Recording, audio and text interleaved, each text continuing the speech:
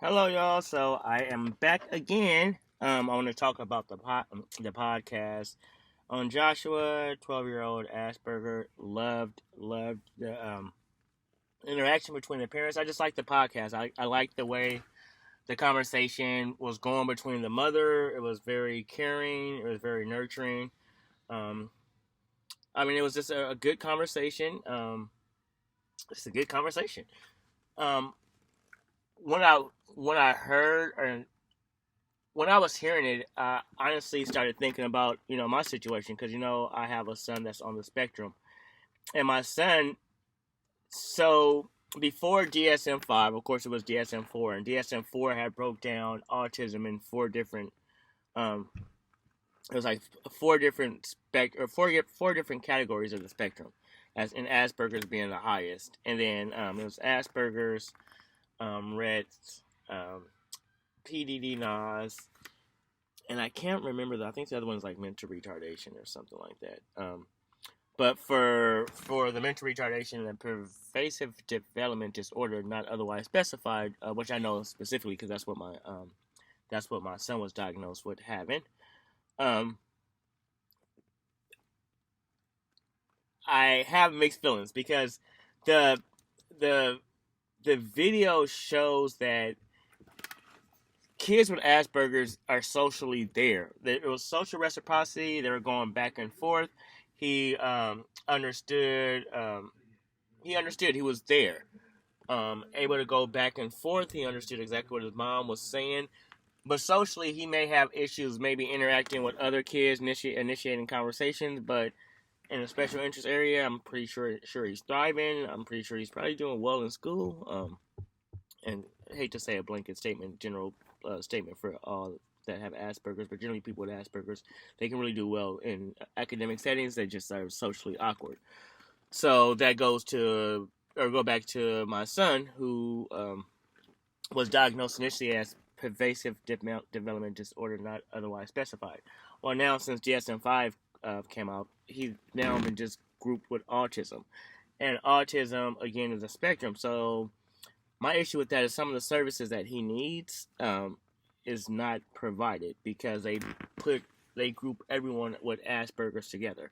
So for me, and I don't know how many people will get upset with this. I don't know if I have federal complaints or anything like that. I still kind of go off the DSM-4, and the reason that I do off the DSM-4 just because I know that a kid like Joshua who's 12 years old, um, just socially awkward, may not be able to initiate conversation. So I will put him in a lot of leadership positions.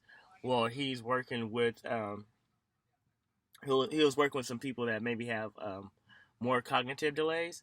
So, like for example, I may have someone who's on the higher function on the spectrum, as DSM-4 was have mentioned. It's like someone with Asperger's work with someone who's PDD-NOS, and they may just couple up.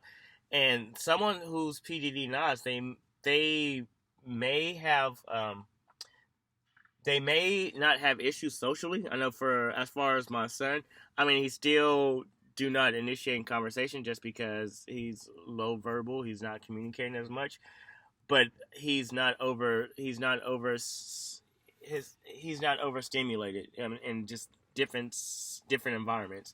So his threshold with sounds is extremely high. He can be in a loud crowd and not worrying about melting down. He can be in a party. He can be in a school. He can be in a library and know how to act. But then there's cognitive delays. So he's still.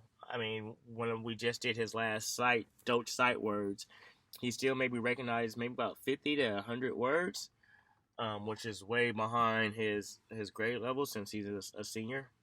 Hence, that's why he's only graduating with completion, a certificate of completion opposed to a diploma, just because there's the delays.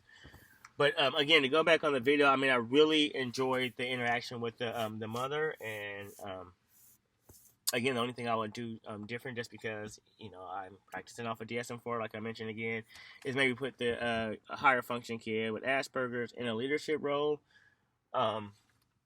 So maybe it would look like maybe a line monitor, or whatever his special interest area is. Maybe create a lesson plan if he likes dinosaurs, and create a lesson plan around dinosaurs, and then maybe have him or her lead to maybe give an example or something when it starts the lesson.